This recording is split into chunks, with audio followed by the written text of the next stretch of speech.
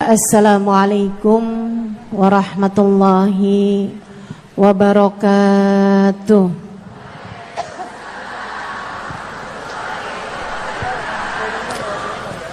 Alhamdulillah, wassalatu wassalamu ala Rasulillah Muhammad ibn Abdillah wa ala alihi wa sahbihi wa man wala. Subhanaka la ilma lana illa ma 'allamtana innaka antal alimul hakim. Rabbi shrah li sadri wa yassir li amri wahlul 'uqdatan min lisani yafqahu qawli. Amma ba'du. Alhamdulillah, Allah sampaikan juga saya ke tempat ini. Masjidnya Allah Subhanahu wa taala, bait min buyutillah, rumahnya Allah. Mudah-mudahan kita udah disampaikan di rumah Allah di dunia. Allah sampaikan pula ke Baitullahil Haram di Mekkah. Dan Allah sampaikan pula di tempat keridhoannya, surga Allah di akhirat nanti insyaallah. Amin ya rabbal alamin. Rabbi la tukhzini yawma yub'atsun yawma la yanfa' mal wala banun illa man atallaha biqalbin salim. Kata Nabi Ibrahim yang Allah tuliskan dalam Al-Quran, ya Allah, jangan kecewakan aku, jangan buat aku susah pada hari di mana Engkau membangkitkan hamba-hambamu. Nanti di akhirat saat manusia dibangkitkan, ya Allah, jangan buat saya susah, jangan buat saya kecewa. Yauma la yanfa' mal wala banun. Hari yang itu loh ya Allah, hari yang tidak bermanfaat orang bawa harta, hari yang tidak bermanfaat orang bawa anak. Yang bermanfaat hanyalah orang yang datang pada Allah biqalbin salim, dengan membawa hati yang selamat. Karenanya siapapun di antaramu yang akan menuju ke akhirat, semua dari kita menuju ke akhirat. Siapapun di antaramu yang kepengen di hari akhiratnya nanti menjadi orang yang tidak susah, menjadi orang yang tidak sedih, menjadi orang yang tidak kecewa, menjadi orang yang tidak ketakutan, menjadi orang yang berhasil. Siapa di antaramu yang kepengen di hari akhiratnya nanti berbahagia, bersukacita? Siapa yang kepengen di hari akhiratnya nanti bergembira? Pastikan saat-saat ini, saat hidupmu di dunia ini, pastikan kamu sedang menuju kepada keselamatan hati. Hatimu selamatkan. Hatimu selamatkan, teman-teman. Hatimu selamatkan.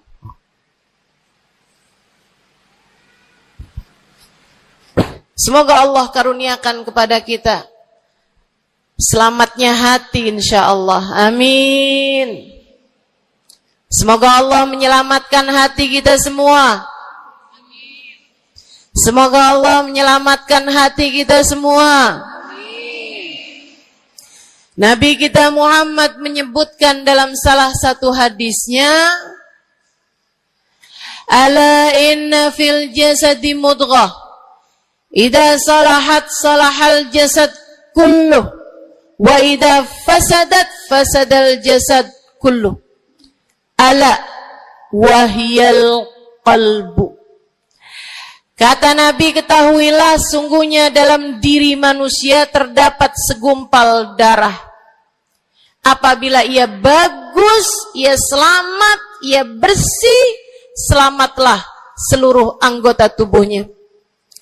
Apabila ia rusak, ia hancur, ia gelap, ia mati, maka hancur pulalah seluruh anggota tubuhnya.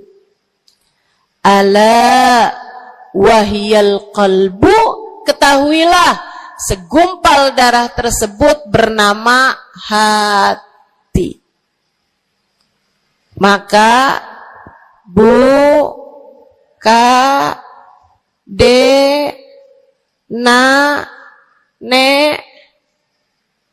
banyak nenek-nenek di sini. Saya sampaikan padamu pesan dari hati saya yang terdalam. Berhati-hatilah dengan hati. Yang hati-hati sama hati. Apa yang ada di dalamnya? Coba silahkan. Silahkan kamu pikirkan nih kondisi hati saya ini kayak apa. Kita kalau badan lebih gampang ngerasainnya. Saya kalau ditanya, Ustazah lagi sakit? Iya. Sakit apanya Ustazah? Kaki. Saya bisa jawab. Tapi kalau kamu ditanya misalnya, gimana kabar hati kamu?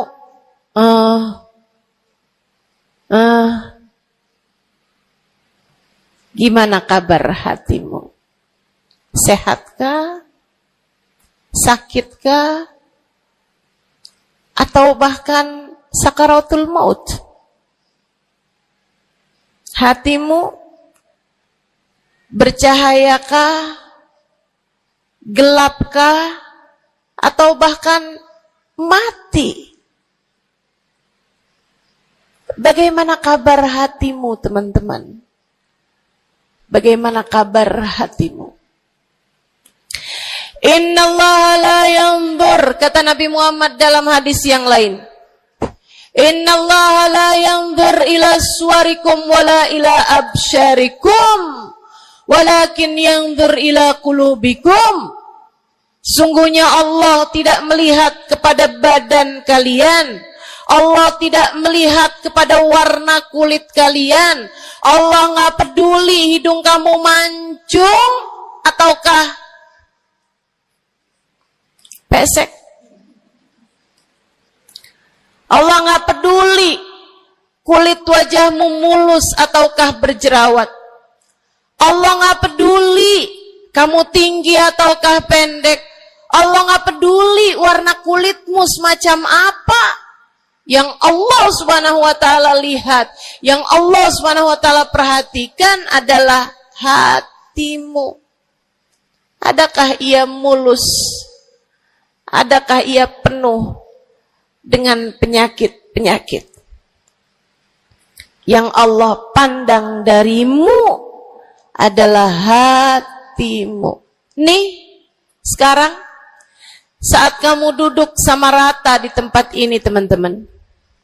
Meskipun ada yang lebih tinggi, ada yang lebih rendah, tapi kita duduk nih sama-sama di tempat ini nih.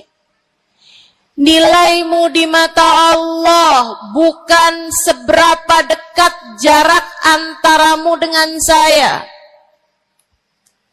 Nilaimu di mata Allah bahkan bukan bergantung dari jam berapa kamu datang.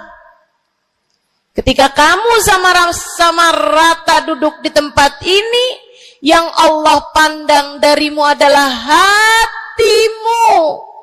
Sedang berada di manakah saat ini? Yang duduk di tempat ini sembari mikirin ntar pulang enaknya makan apa ya?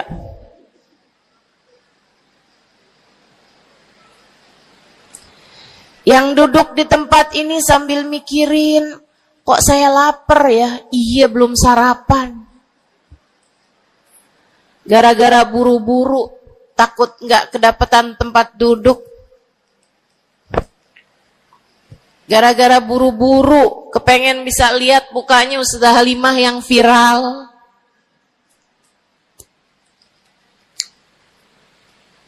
Hatimu.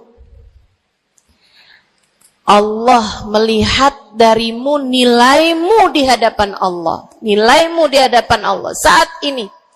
Bukan bergantung dari seberapa awal kamu datang.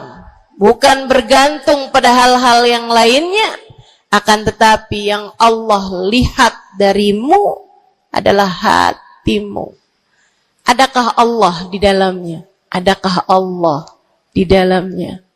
Adakah Allah di dalamnya? Pun demikian dengan kamu saat sholat, pun demikian saat kamu sedang sedekah. Semuanya masalah hati, teman-teman. Semua masalah hati.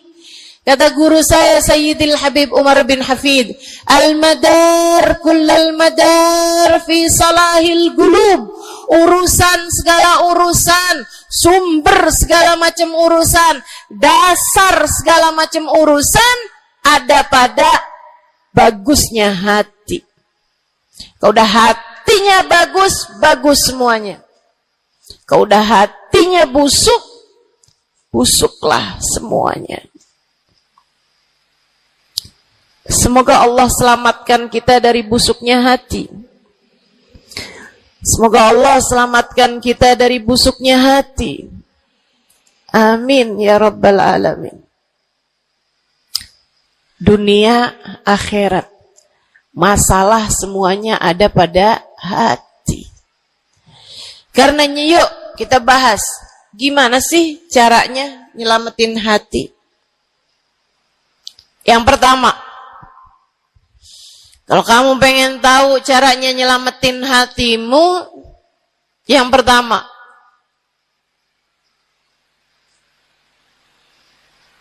bersihkan sampah-sampahnya.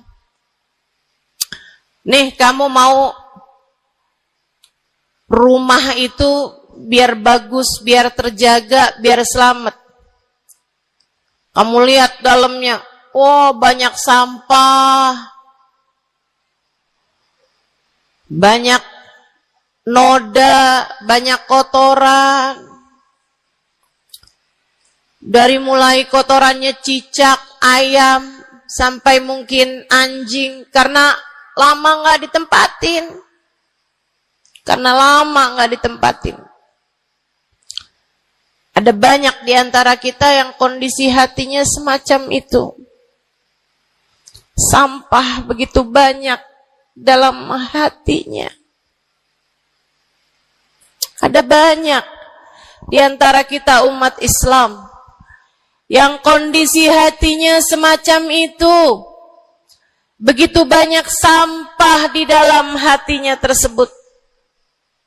Semoga Allah selamatkan semuanya. Amin. Maka hal pertama, kalau kamu kepengen punya hati yang selamat, yang nomor satu adalah bersihkan hatimu dari semua sampahnya, keluarin. Apa sampahnya hati? Dosa-dosa yang telah kamu lakukan. Idza aznabal abd nakat fi qalbihi nuqtah sauda. Kata baginda kita Nabi besar Muhammad, idza aznabal abd, ketika seorang hamba mengerjakan dosa, tertorehlah di dalam hatinya satu titik hitam. Sampahnya hati. Kamu tiap kali bikin dosa, dosa apa aja? Bukan hanya dosa besar, zina, bukan hanya dosa besar, minum minuman keras atau narkoba, bukan hanya dosa besar, judi atau riba. Bukan hanya dosa-dosa besar. Kalau itu titik hitam yang sangat besar tertoreh di dalam hatimu itu. Bahkan dosa-dosa kecil, sekedar marah-marah sama suami, atau ngambil uang suami. Gimana? Pernah? Rezeki istri solehah ustazah. Lagi mau nyuci, kelihatan, alhamdulillah. Emang haram ya ustazah? Ya haram, bukan punya kamu. Kan katanya ada hak istri dalam harta suami. Iya betul kalau dia kasih. Kalau dia kasih, kalau nggak kasih, nggak halal juga. Bahkan dosa-dosa kecil, seperti melihat tetangga, terus kamu bilang, ya ampun, cakep banget ya. Nyesel saya nggak kawin sama dia.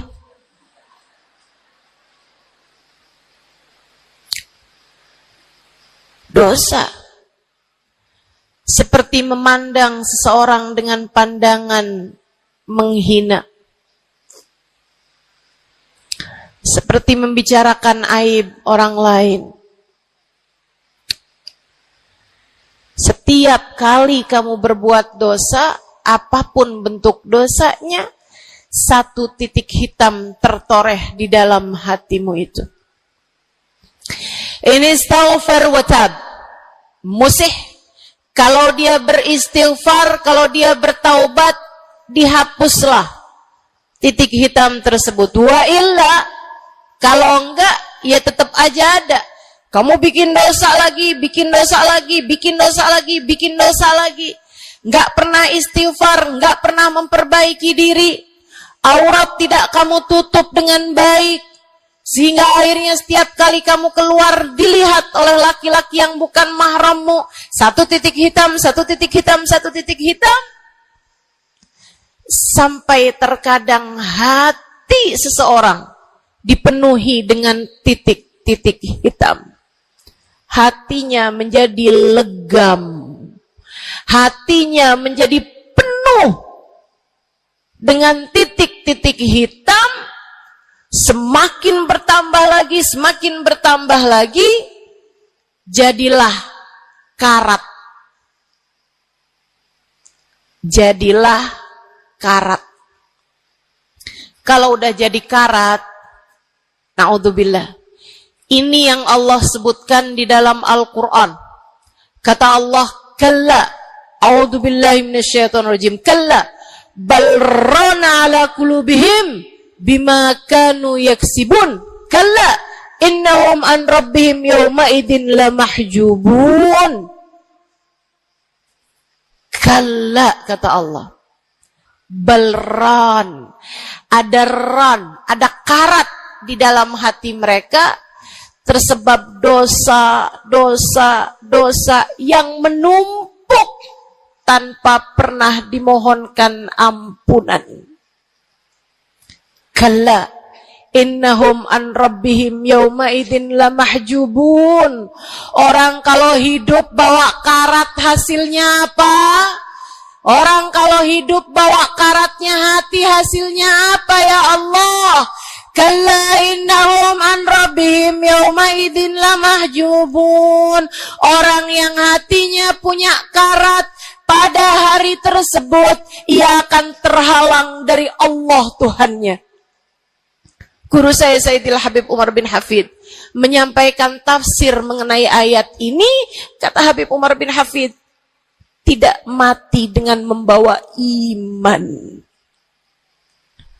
Orang yang hatinya penuh dengan karat, apabila datang ajal menjemput, iman tercerabut dari dalam hatinya, hingga ia pun mati, keluar dari atas muka bumi ini dengan tanpa membawa iman Islam.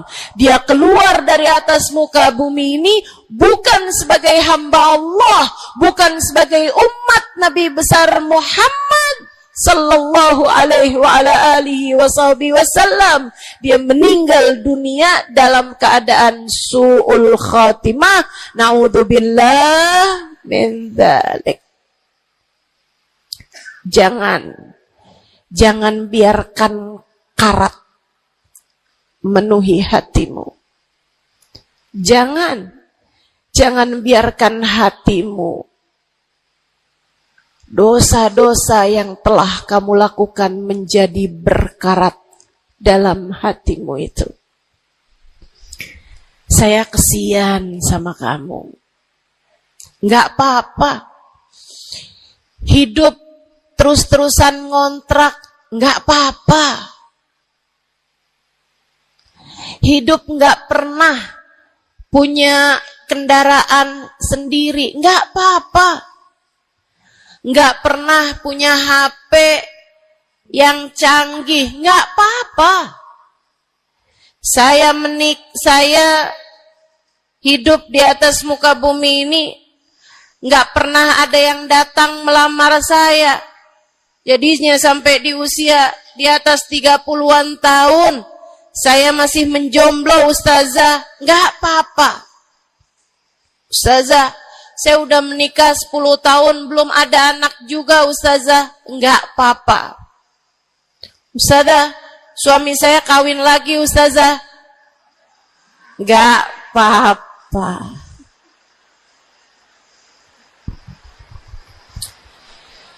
Hidup di dunia ini, apapun yang terjadi, semuanya hanyalah sementara.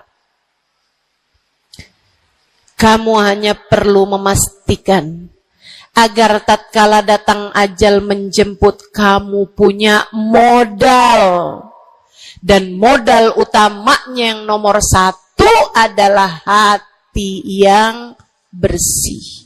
Hati yang selamat. Kamu bawa pulang menghadap Allah Subhanahu wa ta'ala bigalbin salim. Kamu bawa hati yang selamat, insya Allah. Mati nggak bawa suami nggak apa-apa, mati nggak bawa anak nggak apa-apa, nggak bakalan jadi pertanyaan malaikat raqib atid. Tapi mati harus dengan membawa hati yang selamat. Mudah-mudahan Allah karuniakan. Mudah-mudahan Allah karuniakan. Saudaraku sekalian yang saya muliakan, maka bersihkan sampah-sampah dalam hatimu itu. Caranya gimana nih, Ustazah? Dosa-dosa saya emang udah banyak banget. Saya di masa muda, di masa remaja, bahkan sampai udah tua juga nih, bergelimangan dengan dosa demi dosa. Banyak dosa saya, Ustazah. Saya zaman muda berada dalam masa jahiliyah. Dosa, segala dosa saya kerjakan. Apa yang harus saya lakukan? Bersihkan karat-karat dalam hatimu itu dengan taubat. Minta ampun sama Allah, minta ampun sama Allah. Kamu perlu nangis sama Allah.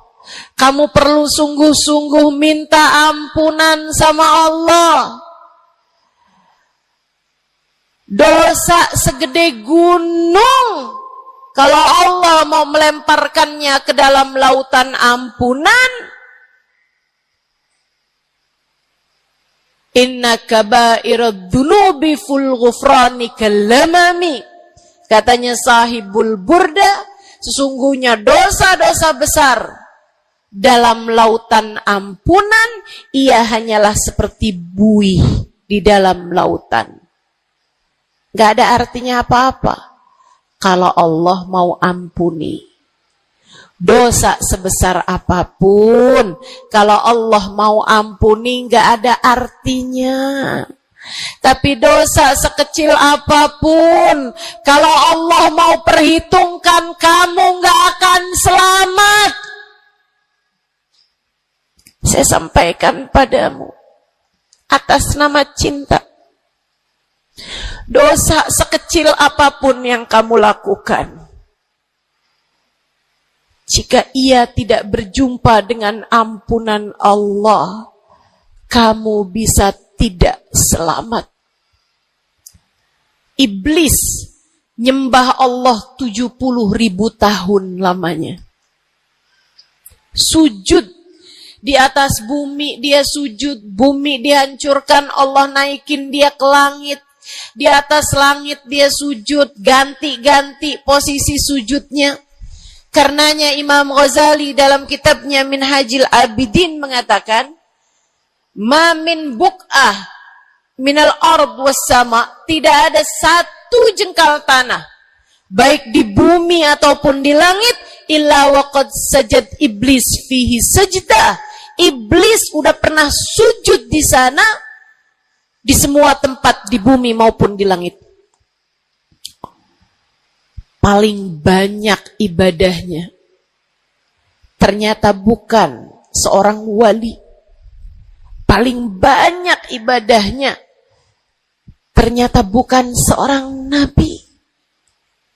Kalau hitung-hitungan panjang-panjangan ibadah, ibadahnya iblis lebih panjang daripada siapapun dari makhluknya Allah Subhanahu wa ta'ala yang pernah tinggal di bumi ini. Akan tetapi dia nggak nurut. Iblis ibadah 70.000 tahun, nggak nurut sekali doang, sekali aja. Wa idh qulna lil malaikati isjudu li Adam fasajadu illa iblis. Ketika kami memerintahkan seluruh makhluk yang ada di langit, seluruh malaikat kami perintahkan, wahai malaikat-malaikatku, sujudlah kalian kepada Adam. Fasajadu, mereka semuanya sujud, illa iblis, kecuali iblis doang, tantang, petenteng gak mau sujud. Allah tanya, ma manaka antas judali Adam id amartuk? Iblis, apa yang bikin kamu gak mau sujud kepada Adam, padahal aku yang telah memerintahkanmu? Bukankah kamu selama ini sujud di bumi, di langit untuk menyembahku? Sekarang aku perintahkan padamu untuk sujud. Kenapa kamu gak mau sujud padanya? Iblis gak bilang, ya Allah, kan perintahnya tadi malaikat, saya kan bukan malaikat ya Allah. Gak gitu. Gak gitu. Saudariku sekalian yang saya muliakan, bahkan iblis gak bilang, males ya Allah saya sujud, lagi bisulan, misal. Enggak gitu juga. Makanya orang yang meninggalkan taat karena malas, karena bodoh misalnya, itu lebih dimaklumi teman-teman daripada yang kayak iblis ini nih. Ketika ditanya apa yang membuatmu gak mau sujud, wahai iblis, kepada Adam, iblis dengan pongahnya, dengan sombongnya mengatakan, ana khairun minhu, saya lebih baik daripada Adam. Khalaqtani min nar wa khalaqtahu min tin. Saya berasal dari api, sementara Adam berasal dari tanah. Tanah diinjak-injak ya Allah, sementara api begitu hebatnya. Fahbit minha fa innaka rajim. Kata Allah, kita yang taat sama dosa sama-sama baik. Kita yang mungkin dosa kita lebih banyak daripada taat kita. Kayak katanya Habib Ali Habsyi, kadang ada orang Islam, malaikat raqib yang nyatet pahala nganggur. malaikat atid yang nyatetin dosa sibuk bener. Gimana dengan kita? Iblis hanya satu saja melanggar aturan Allah. Allah kemudian mewahyukan padanya, keluar kamu wahai iblis dari surgaku, sesungguhnya kamu terkutuk.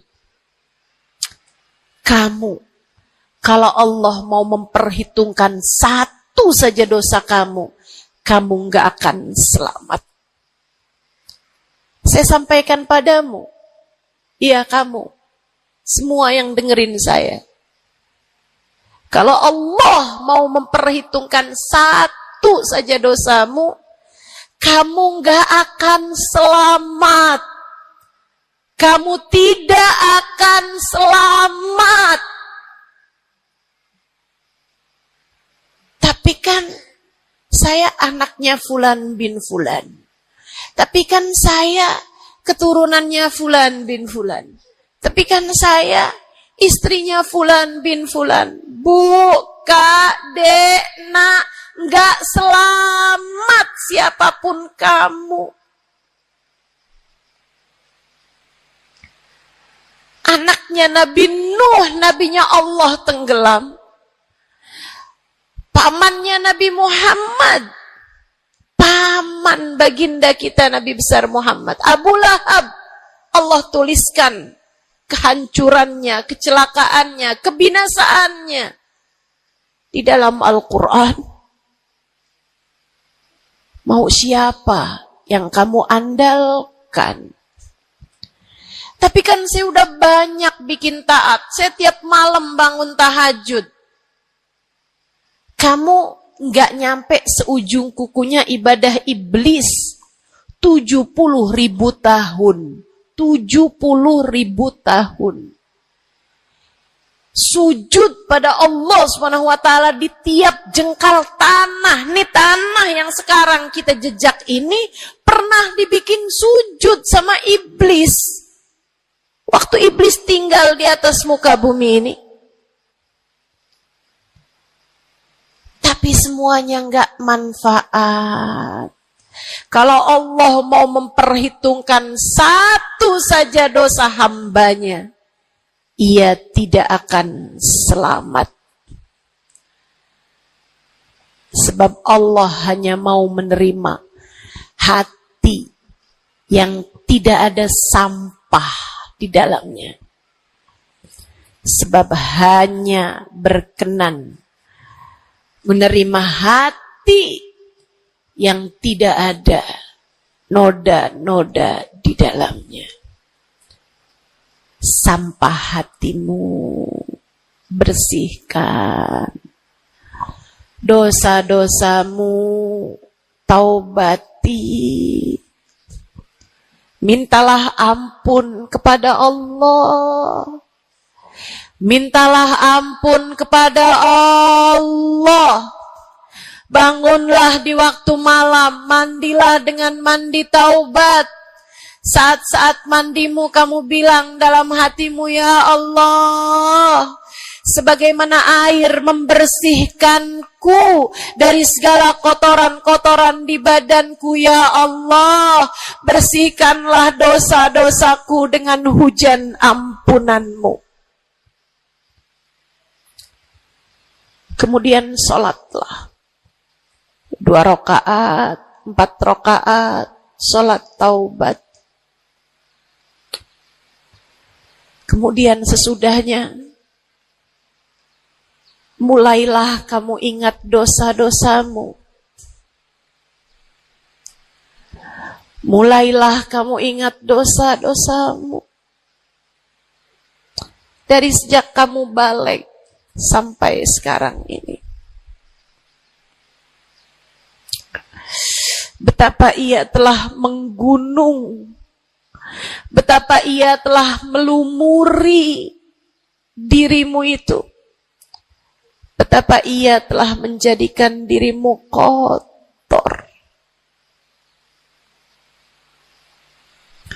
Kemudian ingatlah nikmat yang telah Allah SWT berikan, bahwa bersama dengan banyaknya dosa-dosamu, Ia tak henti-henti memberikan kepadamu kenikmatan demi kenikmatan. Bahwa meski matamu berulang-ulang kau pandang yang haram dengannya, Allah masih membiarkan matamu dapat melihat. Betapa meskipun telingamu berulang-ulang kamu pakai untuk mendengarkan aib-aib orang, nyatanya sampai sekarang telingamu masih dapat mendengar. Betapa lisanmu. Berapa banyak hati tersakiti dari lisanmu itu? Mertuamu kamu sakiti, suamimu kamu sakiti, anakmu bahkan kamu sakiti. Bodoh banget sih jadi anak. Astagfirullah. Kamu kok bandel banget sih, mama nyesel punya anak kayak kamu. Astagfirullah.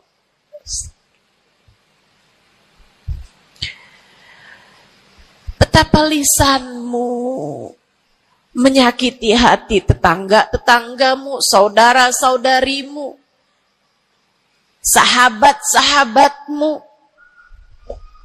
orang-orang di sekelilingmu merasakan gangguan dari lisanmu itu, tersakiti dari lisanmu itu.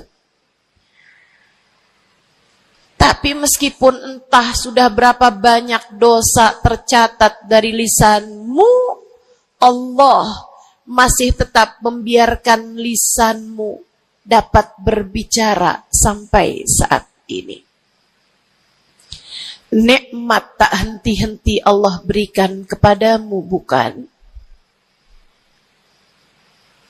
Betapa durhakanya diri kita, namun betapa penuh rahmatnya Allah kepada kita. Betapa berlumurannya kita dengan dosa-dosa, namun betapa Allah bersama dengan segala dosa-dosa yang kita lakukan tak henti-hentinya membanjiri kita dengan kenikmatan. Wa in ta'uddu nikmatallahi la tuhsuha. Kalau kamu mau hitung nikmatnya Allah, kamu tak akan pernah mampu menghitungnya. Sesudah kamu ingat-ingat dosamu, kamu ingat nikmat Allah kepadamu, kamu ucapkan seperti ucapan baginda Nabi Muhammad.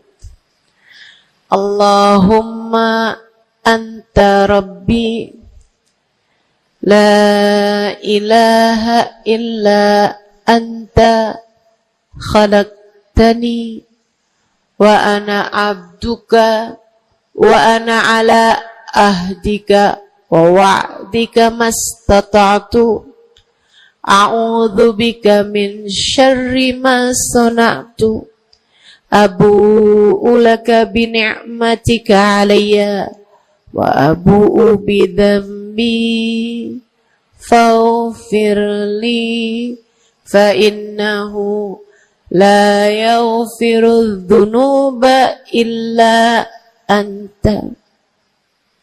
Ya Allah, Engkau adalah Tuhanku. Tak ada Tuhan kecuali Engkau. Aku adalah hamba-Mu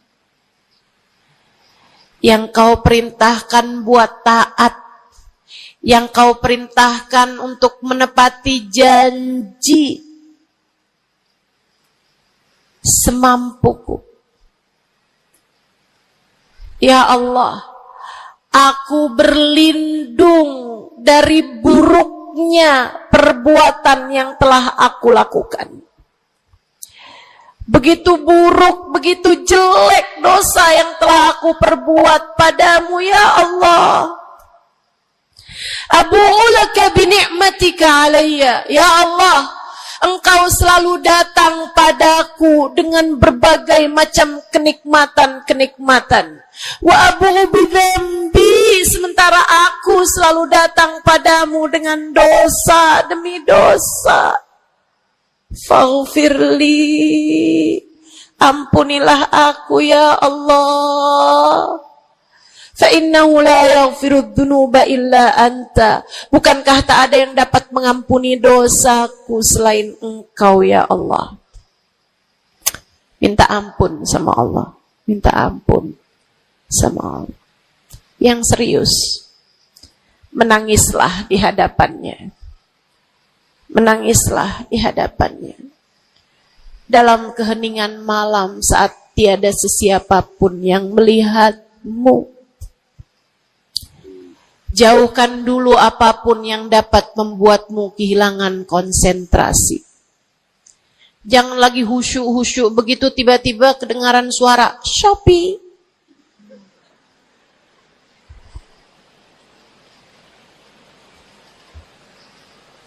Kamu langsung jadi hilang konsentrasi. Yang mana nih ya?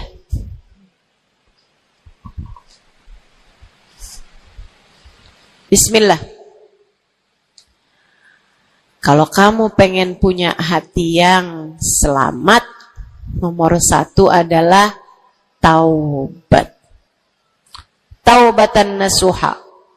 Taubat yang sungguh-sungguh. Nyesel telah berbuat dosa. Meninggalkan dosa-dosa tersebut. Berjanji untuk tidak mengulanginya lagi. Jika dosanya terkait sama manusia, ada syarat keempat yang harus dilakukan, yaitu meminta maaf kepada orang yang telah engkau sakiti hatinya tersebut. Yang kamu habis bikin dosa sama dia, minta maaf. Mudah-mudahan Allah SWT ampuni dosa-dosa kita. Amin. Semoga Allah ampuni dosa-dosa kita. Amin. Ketika ada seorang ulama ditanya, ya Syekh, wahai Syekh, kalau saya nih punya banyak hajat nih, punya banyak permintaan, tapi waktunya sempit buat doa, doa apa yang seharusnya saya panjatkan? Misalnya nih, lagi sebentar nih, bisa kepegang Hajar Aswad. Lagi sebentar nih, bisa ada di depan Ka'bah. Lagi sebentar nih, bisa ada di dekat makam Nabi Muhammad SAW. Sesudah kita ucap salam kepada baginda Nabi. Ini apa nih yang harus saya minta kepada Allah? Hajat saya banyak, sementara waktu saya sempit buat doanya. Apa yang harus saya mintakan? Apa sebaik-baik hajat yang perlu kita mintakan di saat tidak banyak waktu untuk memintanya kepada Allah?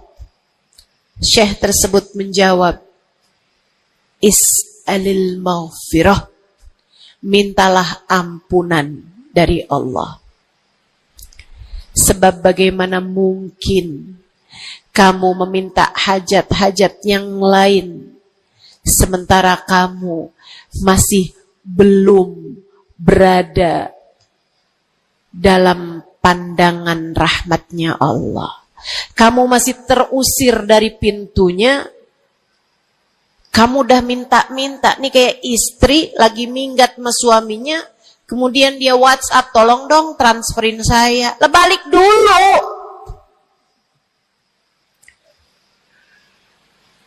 Baru minta. Tiap kita ngerjain dosa adalah tiap langkahan kita menjauh dari Allah Subhanahu wa ta'ala. Tiap kali kamu mengerjakan dosa adalah langkahan-langkahanmu menjauh dari Allah Subhanahu wa ta'ala. Karenanya mendekat dulu, masuk dulu, Allah bukain pintu dulu, baru deh silahkan minta yang lainnya. Kalau sempit menit waktumu, mintalah ampunan dari Allah Subhanahu wa ta'ala. Ini kan kerjaan kita nih suka salah-salah kalau doa. Giliran lagi ada hujan nih, wah doa mustajab, langsung, ya Allah jodoh ya Allah. Yang cakep, yang ganteng, yang kaya, yang setia, yang soleh, banyak bener. Padahal kalau ngelihat dirinya kagak ada pantes-pantesnya. Kalau kamu pengen jodoh yang soleh, solehahkan dulu dirimu itu.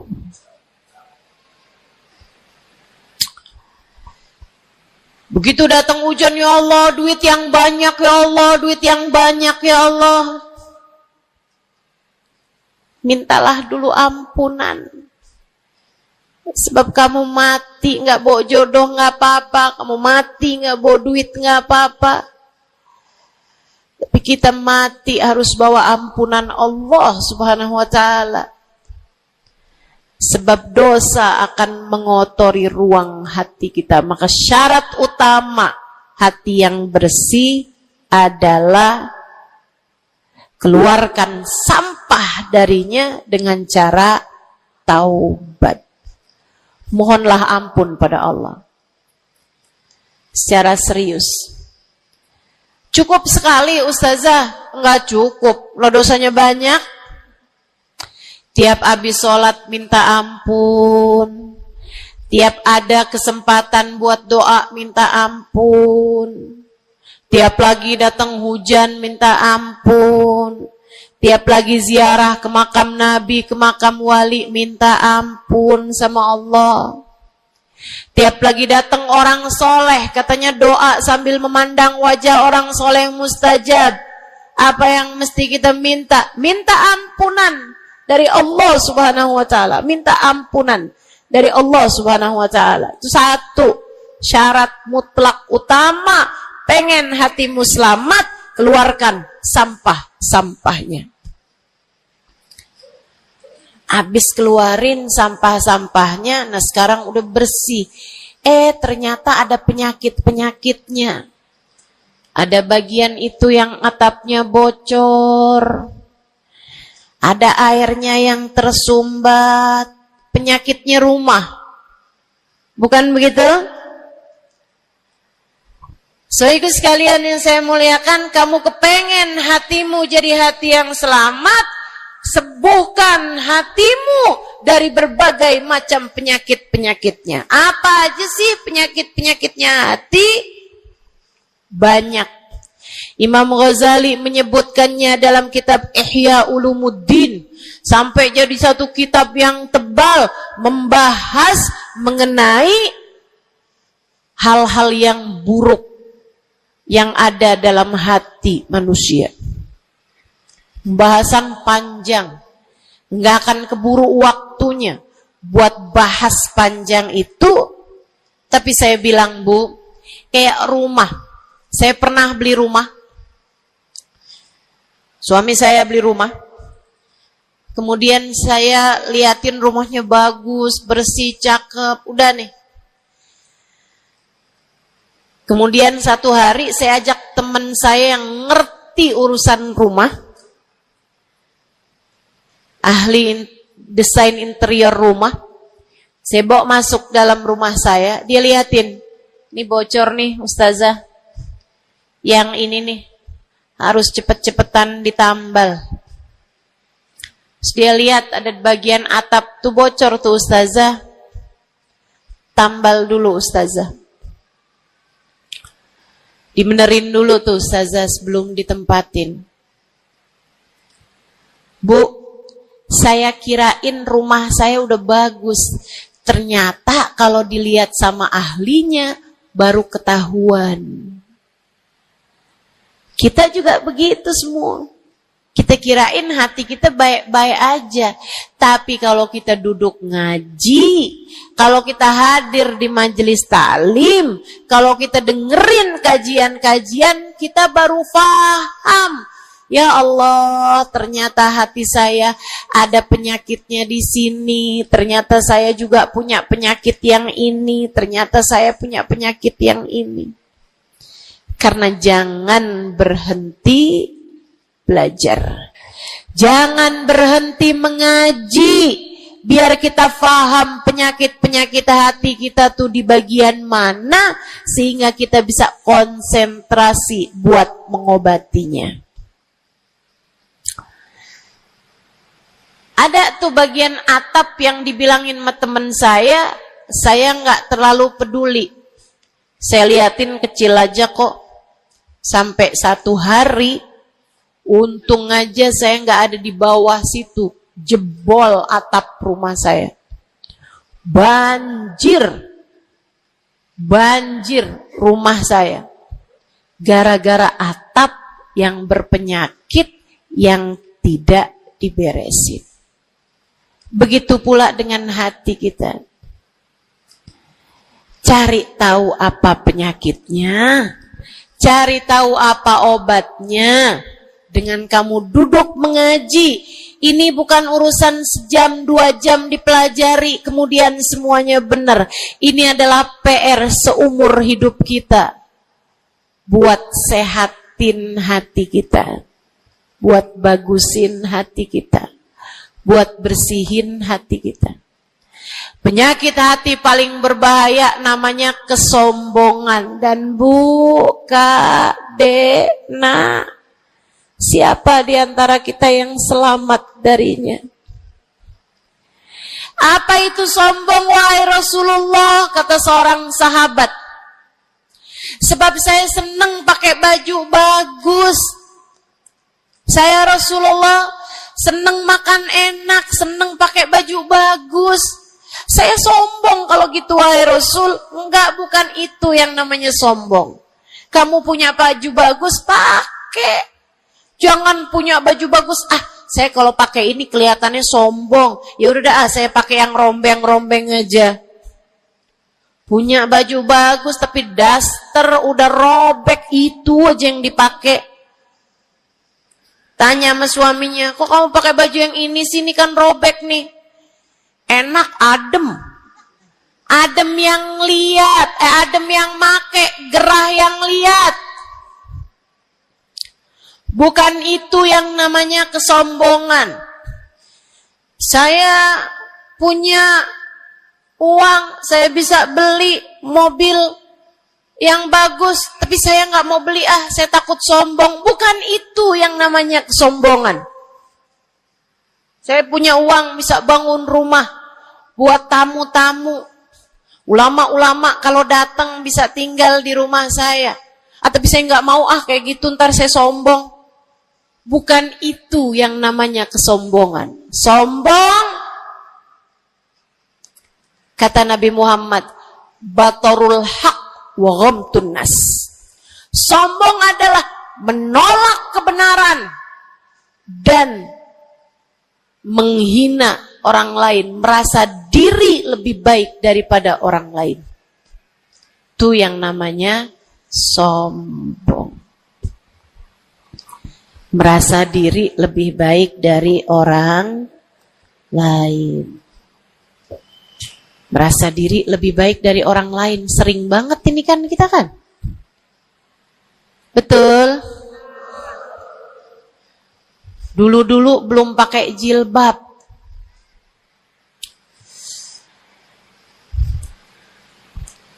Nggak ngerjain taat yang namanya menutup aurat. Habis itu kemudian pergi majelis, hadir kajian pakai jilbab, rapi banget.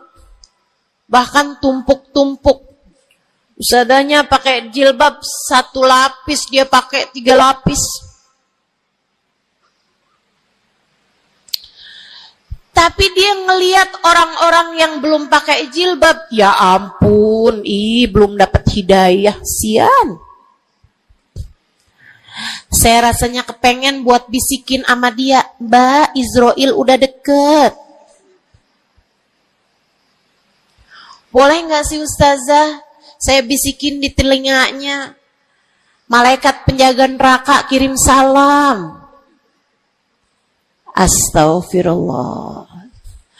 Dulu kamu berbuat dosa, dengan membuka auratmu, kini kamu berbuat dosa dengan dosa kesombongan. Itu namanya bukan taubat. Itu namanya bukan hijrah. Itu namanya pindah dosa. Dari satu dosa membuka aurat menjadi dosa kesombongan, dan bisa jadi di hadapan Allah dosa kesombongan lebih besar nilainya daripada dosa membuka aurat. Bisa jadi. Bisa jadi. Para ulama mengatakan, rubba maksiatin aurathat dhullah ahabbu ilallah min ta'atin aurathat kibra. Terkadang kemaksiatan yang melahirkan rasa rendah diri di hadapan Allah lebih Allah sukai daripada ketaatan yang melahirkan kesombongan. Hati-hati. Hati-hati sama hati. Jangan biarkan kesombongan merusak hidupmu. Jangan. Ada banyak para istri yang merasa dirinya lebih mulia daripada suaminya. Banyak. Hati-hati, hati-hati. Saya belajar dari umi saya. Meninggal dunia 2 tahun yang lalu. Belum sampai hampir 2 tahun. Saudariku sekalian yang saya muliakan, saya sering bilang sama umi saya, Mi, maafin saya Mi ya. Umi saya bilang, Nak, maafin Umi ya. Umi punya salah sama kamu nggak kurang daripada salah kamu sama Umi.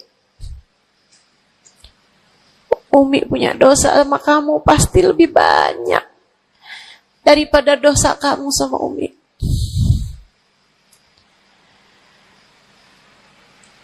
Itu rasa yang jarang dimiliki para ibu. Seringnya ibu tuh merasa selalu lebih baik daripada anaknya. Seringnya ibu tuh merasa dia nggak punya salah, dia nggak punya dosa. Yang punya dosa banyak tuh anaknya kepada dirinya, bukan begitu? Ayo minta maaf dulu sama ibu. Ayo minta maaf dulu. Kan seringnya bilang gitu sama anak-anak kita. Kamu tuh nak, ibu ini adalah ibumu, surgamu berada di bawah telapak kakiku. Waduh. Betul, al-jannah tahta aqdamil ummahat. Tapi ucapan kamu yang semacam itu kesombongan. Yakin bakal masuk surga? Yakin? Yakin bakal masuk surga, Bu? Para ibu yang suka bilang surgamu anakku berada di bawah telapak kaki ibumu, yakin kamu bakal masuk surga? Hah? Allah nggak pernah wajib memasukkanmu ke dalam surga, Bu. Allah nggak pernah wajib menghindarkanmu dari api neraka, Bu. Allah nggak pernah wajib menjadikanmu ada di belakang Nabi Muhammad. Kalau kamu sampai Allah usir dari surganya, Allah masukkan kamu ke dalam nerakanya, kamu bisa apa? Kalau saat Nabi Muhammad menggiring umatnya, dan kamu tidak bisa ada di belakangnya, kamu terusir dari rombongan Nabi Muhammad, kamu bisa apa? Kamu bisa apa? Nilaimu yang sesungguhnya nanti di akhirat kelihatannya. Nilaimu yang sesungguhnya nanti di akhirat kelihatannya. Jadi kalau kamu mau sombong tar di akhirat. Kalau sampai kamu bisa masuk ke dalam surga Allah, kalau kamu sampai berada di barisan-barisan terdepan dalam rombongan Nabi besar Muhammad, kalau kamu bisa makan dari buah-buahan surga, kalau kamu ada saat kamu mengucap salam kepada baginda Nabi Muhammad, matamu bisa memandang indah wajahnya, telingamu bisa mendengar indah suaranya, lisanmu bisa mengucapkan salam langsung di hadapannya, silahkan membusungkan dada pada saat itu. Silahkan mau ngerasa diri kamu lebih baik daripada ahli-ahli neraka, silahkan. Tapi sekarang keadaannya belum tentu. Bagaimana jika seseorang yang kamu memandang dirimu lebih baik darinya, ternyata ia melenggang masuk ke dalam surga, sementara kamu Allah jerumuskan ke dalam api neraka? Keadaannya belum jelas, keadaannya belum tentu. Jangan pernah merasa diri lebih baik daripada siapapun. Jangan pernah merasa diri lebih baik daripada siapapun. Hatimu benerin rusak-rusaknya, penyakit-penyakitnya. Ada penyakit berbahaya namanya hasud. Ada penyakit berbahaya namanya hasud. Apa itu hasud? Seneng orang lain dapat kesulitan, seneng kalau orang lain dapat kemalangan, kesusahan, susah hati kalau orang lain dapat kesenangan. Tuh. Seneng orang lain susah, susah orang lain seneng. Itu namanya hasud. Ada tetangga naikin rumah, bangun rumah, dia naik darahnya. Ada orang tetangganya yang sebelah kiri beli mobil, dia pun diangkut pakai mobil ambulan. Busuk bener hatinya, dimakan sama sifat namanya sifat hasud. Nggak seneng lihat orang lain seneng. Kalau orang lain dapat kesusahan seneng bener. Si ibu itu kemarin habis tabrakan, pantas aja dia tabrakan. Kamu tahu kan, si ibu yang itu tuh suka ngerebut laki orang. Ngerebut suami orang jelek, teman-teman, jelek. Jelek. Tapi kamu ngomongin orang juga perbuatan yang jelek, sama jeleknya. Yuk belajar buat jangan punya sifat hasud. Dia kok bikin pengajian besar, pengajian kita harus lebih besar. Urusannya apa? Bukankah majelis itu adalah dakwah mengajak orang kepada Allah? Hatimu jagain, hatimu jagain, hatimu jagain. Ada yang bisa begitu, alhamdulillah. Ada ustazah yang lebih pandai darimu, alhamdulillah. Minta doa, ambil ilmunya. Bukan malah dihasutin. Hati-hati, hati-hati. Jangan sampai hasutmu membawamu kepada terusir dari rahmatnya Allah. Kayak Bal'am bin Ba'ur. Ada zamannya Nabi Musa, teman-teman sekalian, namanya Bal'am bin Ba'ur. Ilmunya tinggi, sampai kabarnya jamaahnya juga banyak, semua orang dengerin kajiannya. Ini saya serem nih. So ikut sekalian nih, ngeri banget nih. Ini buat orang kayak saya nih, ngeri banget nih pembahasan ini nih. Ada orang berilmu, pinter banget, namanya Bal'am bin Ba'ur, zamannya Nabi Allah Musa. Jamaahnya banyak, kalau dia hadir kajian, semua orang di kampungnya hadir semuanya. Imam Ghazali cerita, dia sampai-sampai dari berilmunya, ilmunya tingginya, Allah kasih sama dia ilmu yang tinggi. Kalau dia ada dapat pertanyaan yang dia nggak tahu jawabannya, dia doa bisa lihat jawabannya langsung dari Lauhil Mahfuz.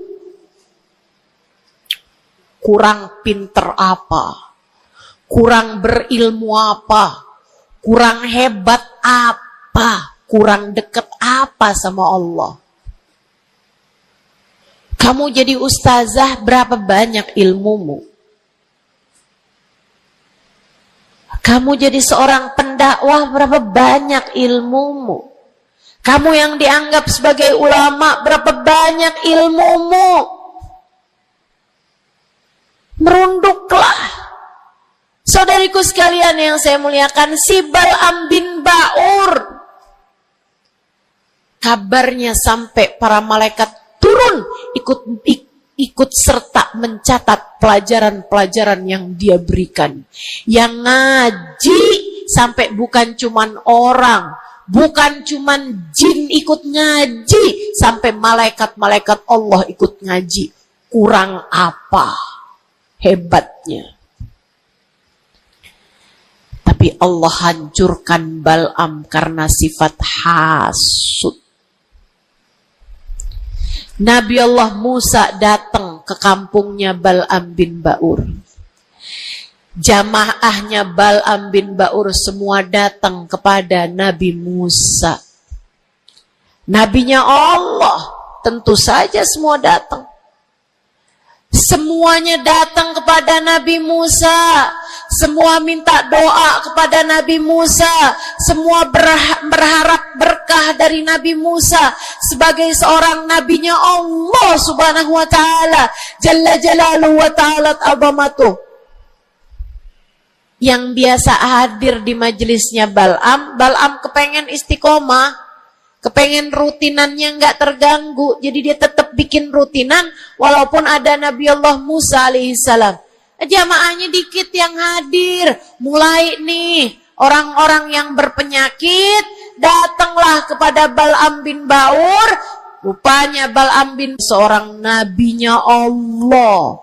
Dia nggak lihat Nabi Musa sebagai seorang yang diberi kelebihan lebih banyak daripada dirinya karena diwahyukan wahyu kepadanya.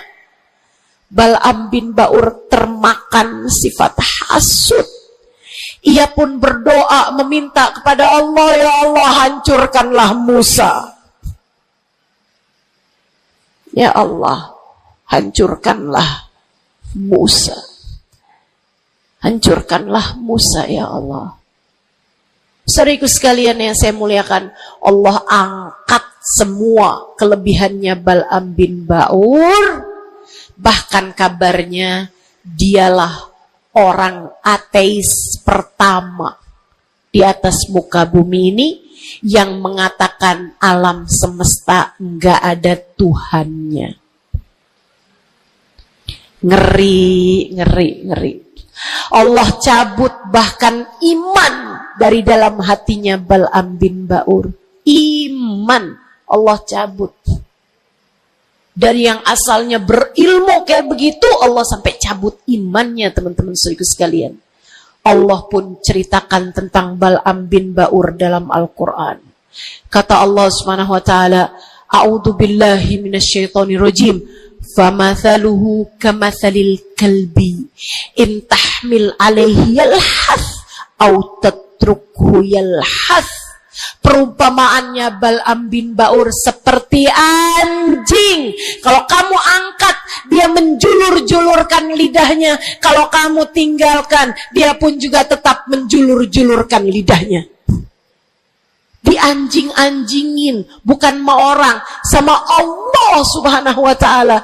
Lihat betapa Allah subhanahu wa ta'ala kalau murka sama seseorang nggak tanggung-tanggung. Siapapun kamu, kalau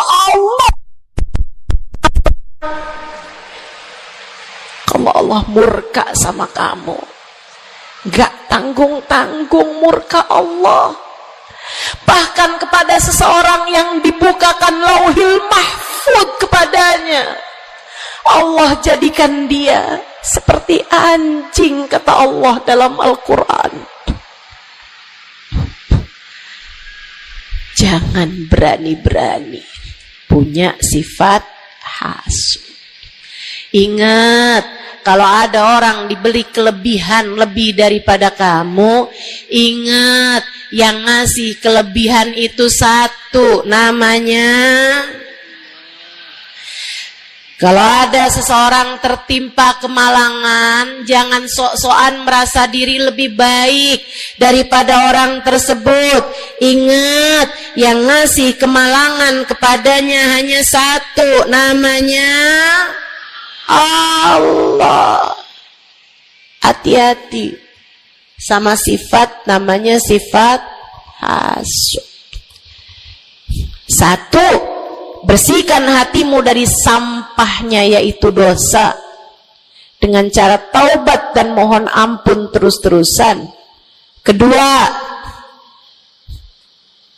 benerin rusak-rusaknya hatimu, penyakit-penyakitnya hatimu, yang terutamanya adalah sifat sombong dan sifat hasud. Hatimu belajar untuk tidak membenci siapapun.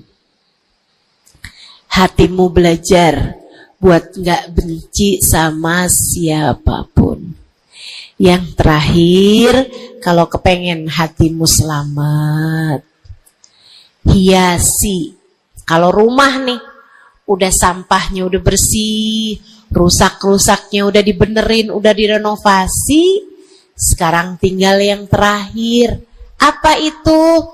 Hias-hiasi rumahmu.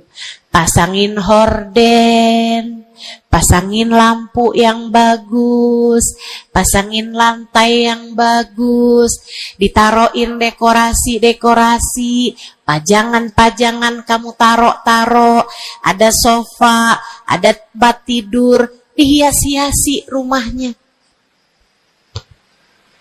Dicat rumahmu itu dengan warna-warna yang cocok, kan begitu? Hiasi hatimu dengan cinta.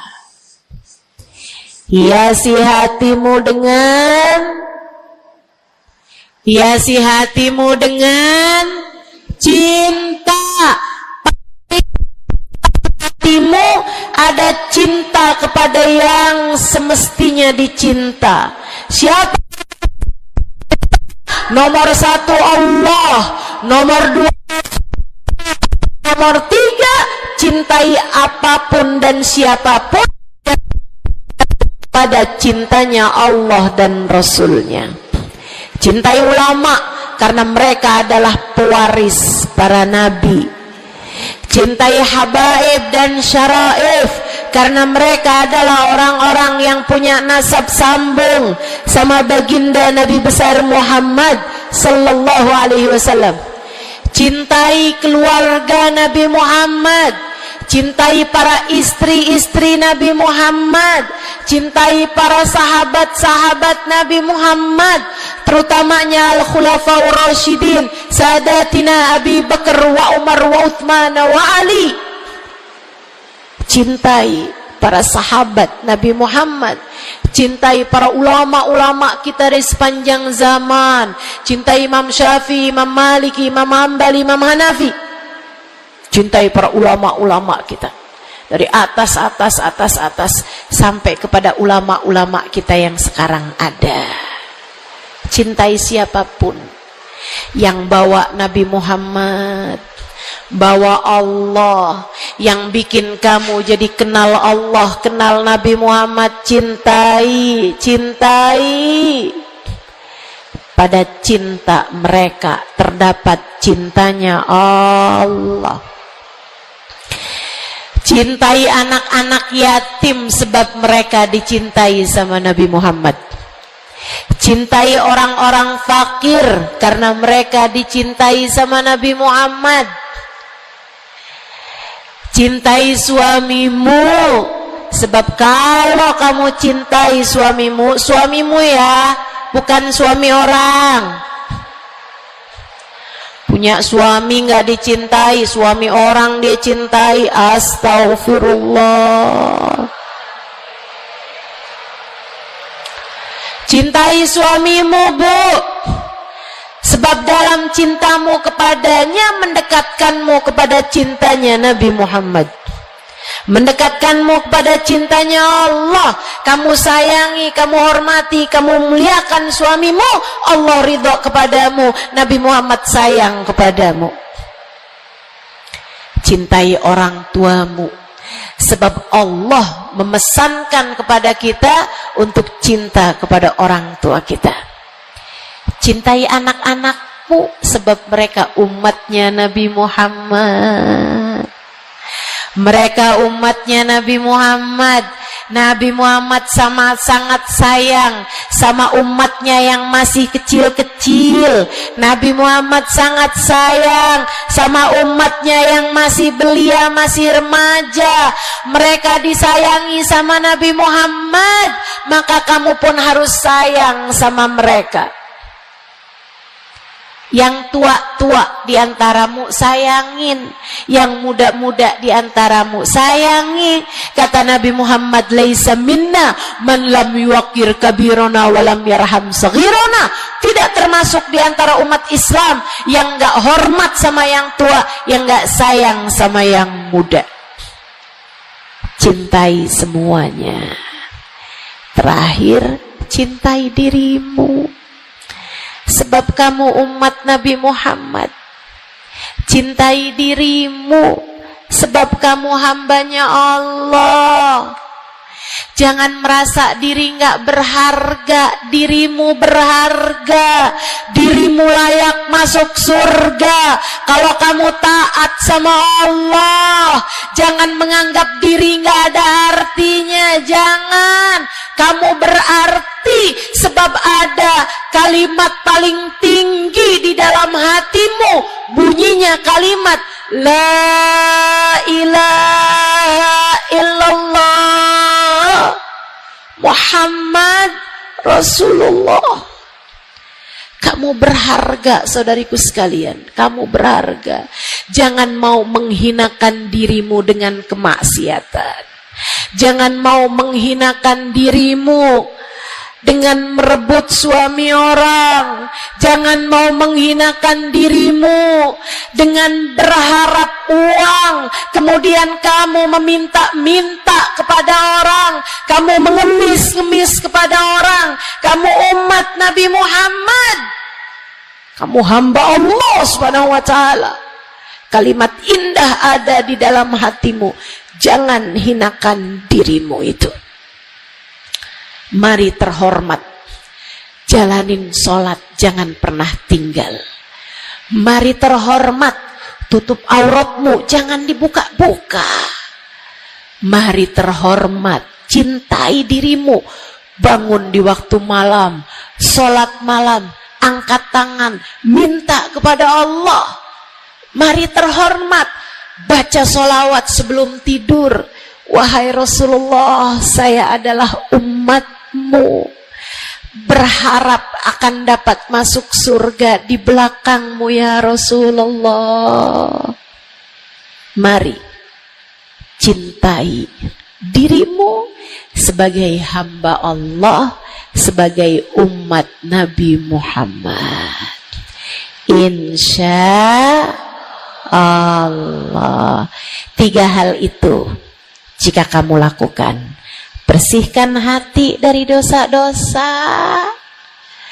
sembuhkan penyakitnya hati yang ada dalam dirimu. Kemudian yang terakhirnya, hiasi hatimu dengan cinta dan kasih sayang kepada siapapun yang ada di atas muka bumi ini. Sayangi aja semuanya, cintai aja semuanya, sebab dalam cinta kepada semuanya terdapat cintanya Allah dan Rasulnya. Saya sakit, tapi saya tetap datang ke Pontianak karena saya sayang, karena saya cinta sama orang-orang Pontianak. Bukan karena Pontianaknya, tapi karena yang berkumpul di sini adalah umatnya Nabi Muhammad. Saya berharap dengan saya datang padamu, umatnya Nabi Muhammad, semoga Nabi kalian berkenan memandang saya dengan kasih sayangnya. Saya datang ke sini walaupun sakit, karena saya tahu kalian semua hambanya Allah.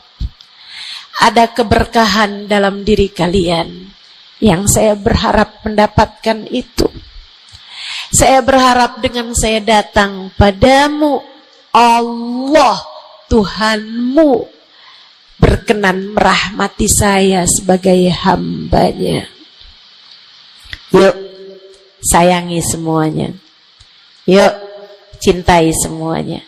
Rabbana zalamna anfusana wa illam taghfir lana wa tarhamna lanakunanna minal khasirin.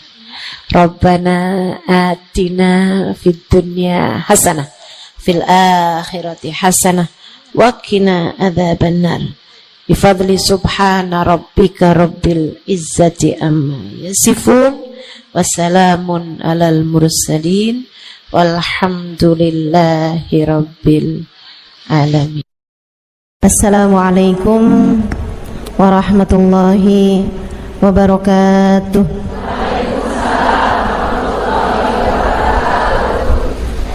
Alhamdulillah, wassalatu wassalamu ala Rasulillah Muhammad ibn Abdillah wa ala alihi wa sahbihi wa man wala. Subhanaka la ilma lana illa ma 'allamtana innaka antal alimul hakim.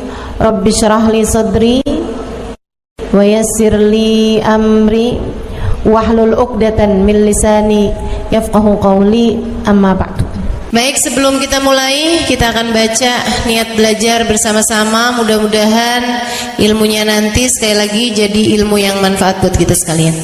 Bismillahirrahmanirrahim. Nawaitu ta'allum wa ta'lim wan naf'a wal intifa' wal mudzakarah wat tadhkir wal ifadah wal istifadah wal hidza ala tamassuk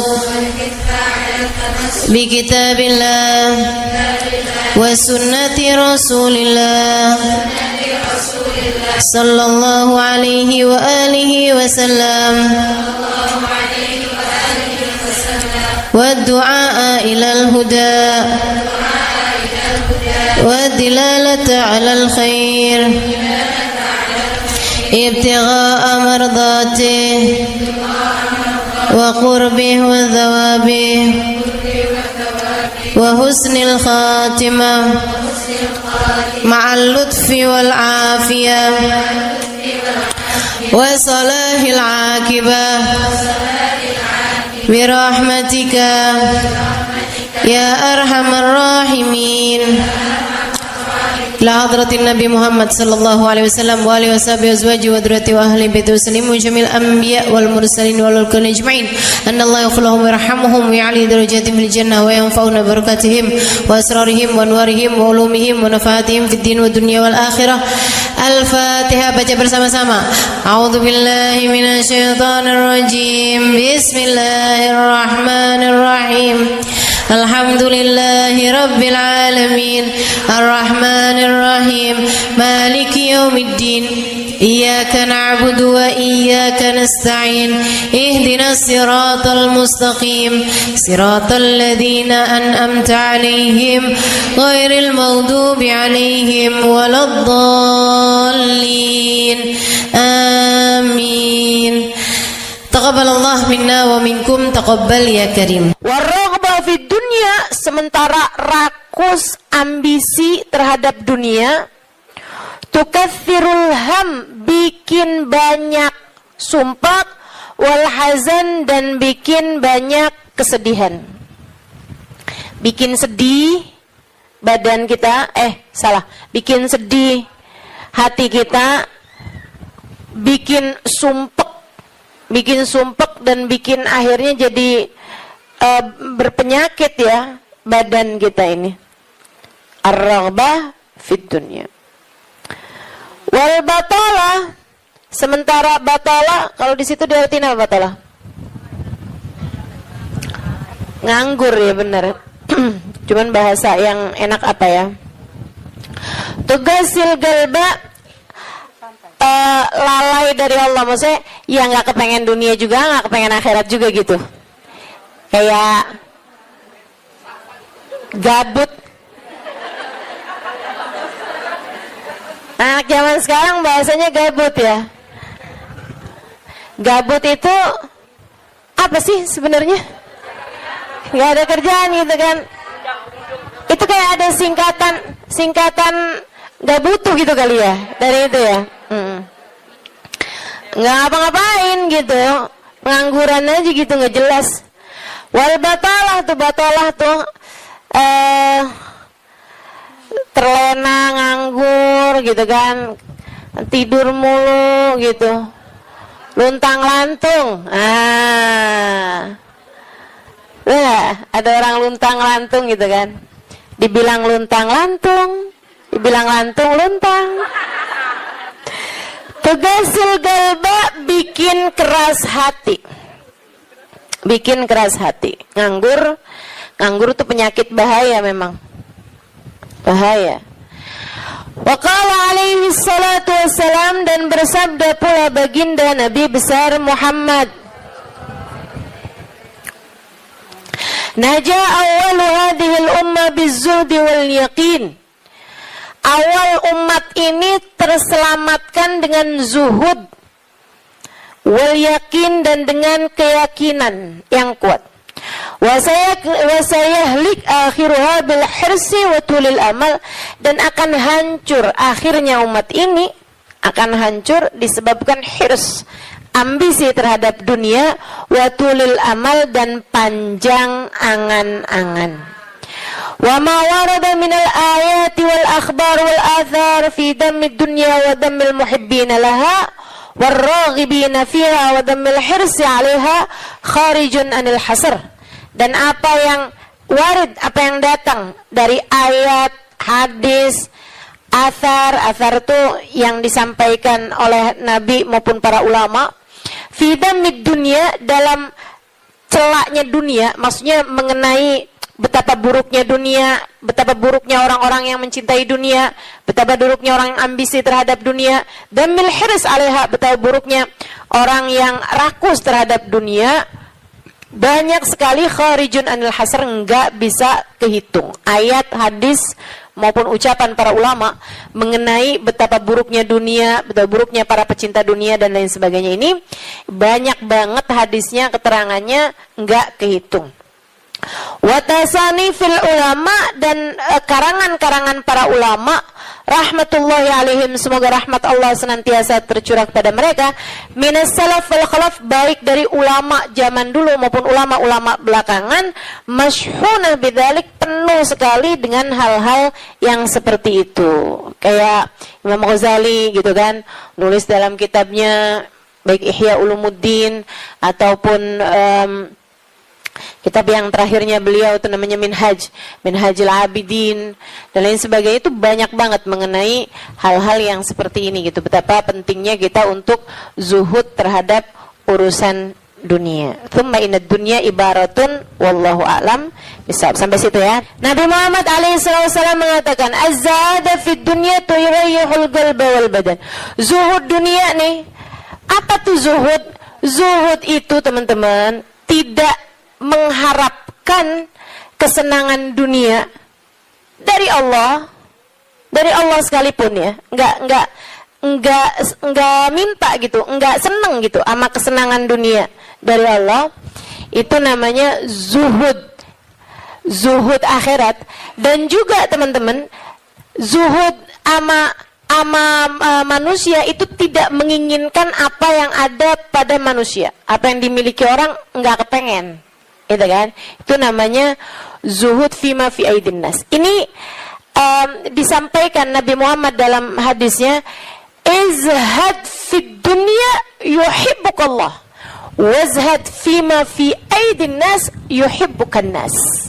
Kata Nabi Muhammad alaihissalam, zuhudlah kamu dari dunia. Zuhud tuh enggak seneng, enggak ambisi, enggak fokus kepada kesenangan dunia maupun pencapaian dunia.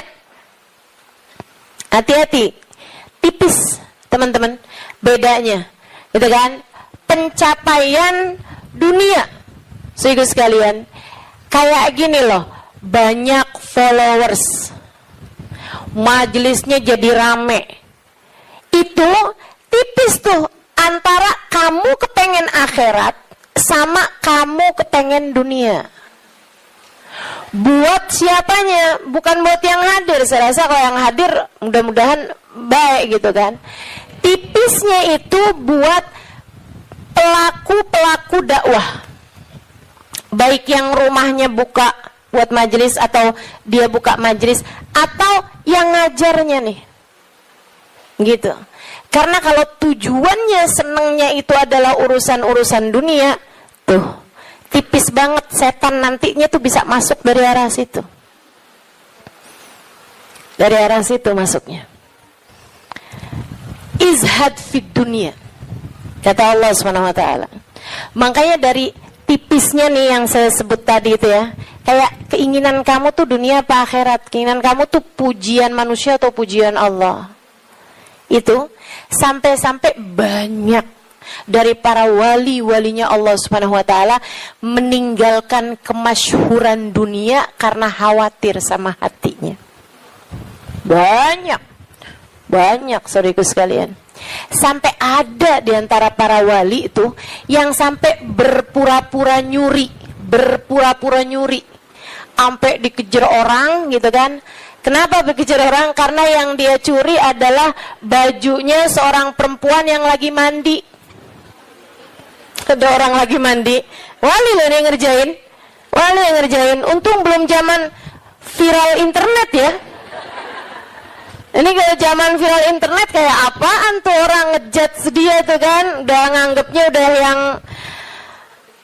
udah hancur banget dah gitu. Tapi memang itu yang dicari sama beliau. Yang dicari sama beliau adalah menghindar dari kepopuleran, menghindar dari apa yang orang-orang cari dari kemuliaan dunia, karena khawatir hatinya terselip rasa keinginan untuk dianggap mulia di dunia, menghancurkan kemuliaannya di akhirat. Serem bener buat orang-orang kayak saya yang sama Allah dikasih pegang mic di depan, ya kan? Teman-teman saya sekalian, nggak gampang. Makanya kalau ada yang bisa kamu lakukan untuk saya, doain, biar bisa ikhlas, doain, biar bisa benar gitu, jaga hati, doain, biar disayang Allah gitu. Kesian nih, begitu udah masuk nih setan, teman-teman saya sekalian, setan tuh ya datang ke pedagang beda, datang ke orang awam beda, datang ke ulama beda lagi. Waduh, yang datang ke ulama nih setannya juga ulama. Setannya juga kelas profesional, gitu kan? Jadi nggak ecek-ecek gitu loh. Setannya juga setan-setan berkelas, teman-teman saya sekalian.